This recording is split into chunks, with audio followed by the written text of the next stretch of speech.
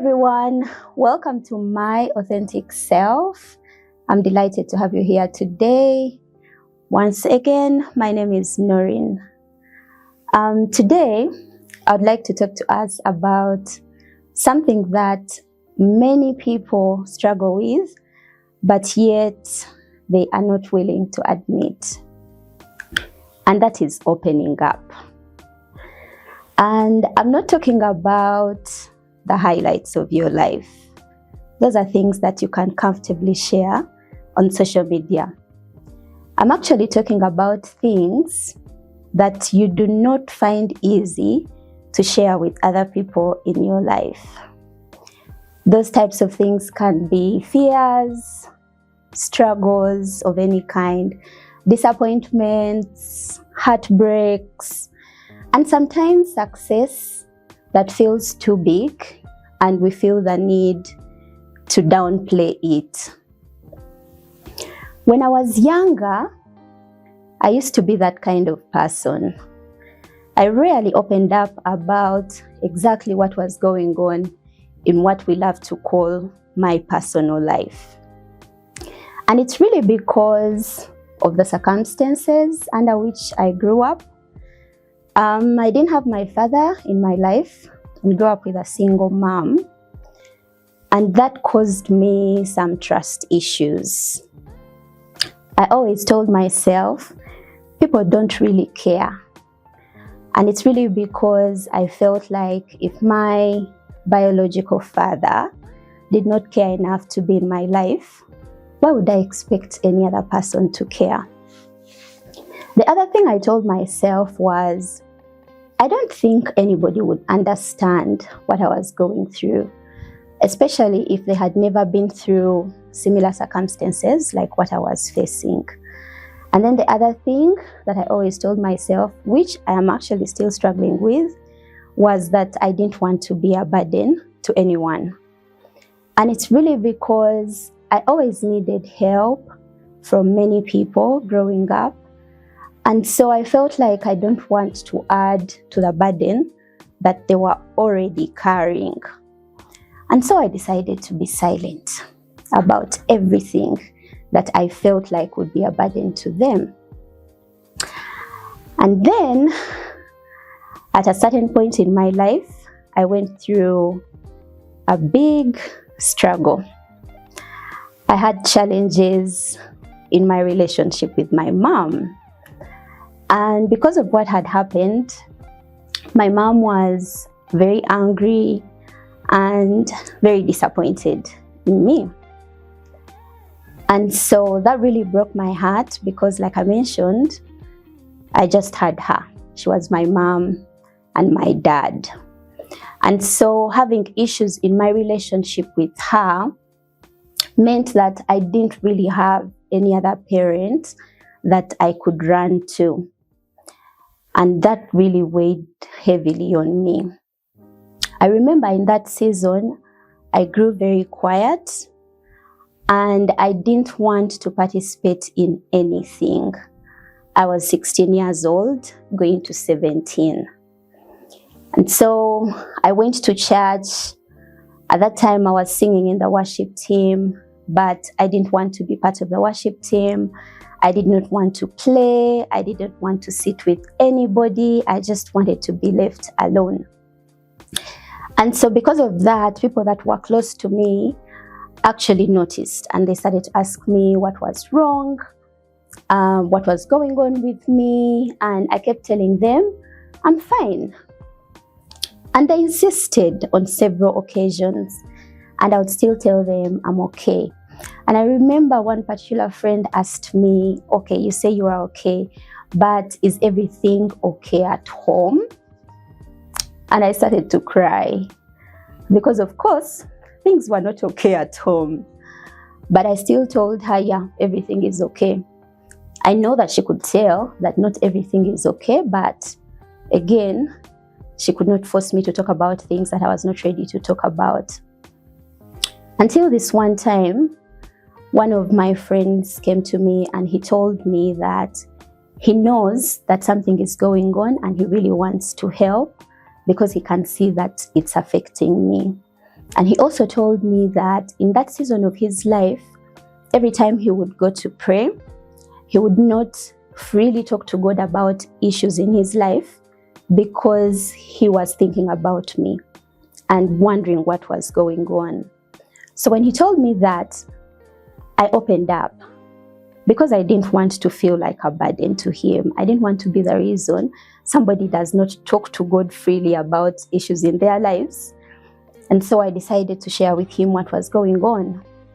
So I tell him what had happened and how I was feeling about it and how I thought Mommy was feeling about it.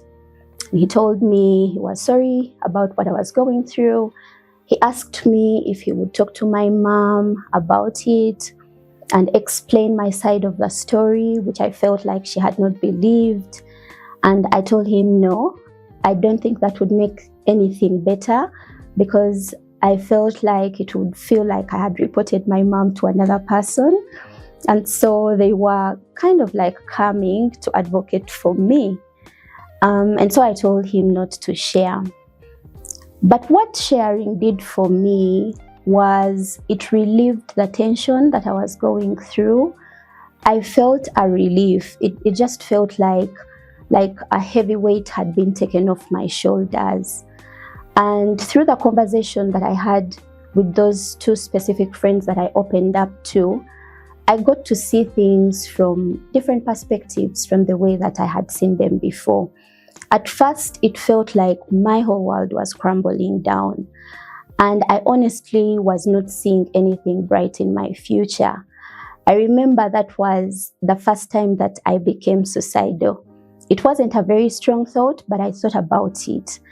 And I just told myself, if I don't have Mommy and I don't have her taking care of me, then I'm better off resting in peace, because I don't think I can live in this world without that support.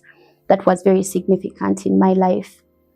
But my conversation with them helped me to see the fact that Mommy behaved the way she was because she was angry, and that anger was just an emotion that lasts for a moment.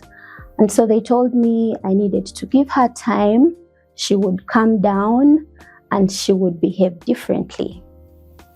And I decided to take them at their word and did the same thing. Was it easy? No, it wasn't. It was so hard. But just like they had hoped, after some days, Mom came down and our relationship started to mend. The other thing that talking to them did for me was having someone that is looking out for me, because they know exactly what I'm going through. And so they just did not ask how I am after the conversation. They would ask specifically, how are you feeling about these things that we talked about? How is Mom treating you now? How is she feeling? How is she behaving with your other siblings? How are you feeling about your future? And that helped me to continually talk about what I was going through, which was very helpful. So for those of us that have a habit of keeping quiet about things that overwhelm them, I would like to encourage you to find safe spaces for yourself. Find someone that you can confide in. Of course, I'm not telling you to go and put your life out there and talk to everyone about everything concerning you. What I'm saying is you need somebody that you can confide in, especially about those things that you cannot post on social media. It will relieve you. It will help you see things from different perspectives. Sometimes it even helps you to see where you are wrong, because most times when we haven't talked about things and explained them to other people, the only perspective that we have is our own, and we tend to think we are right. We are not to blame for anything. But at times when you talk to people and they help you to see things from the perspective of the other person, then you realize that, oh, okay, if I had behaved differently, maybe things would have turned out differently.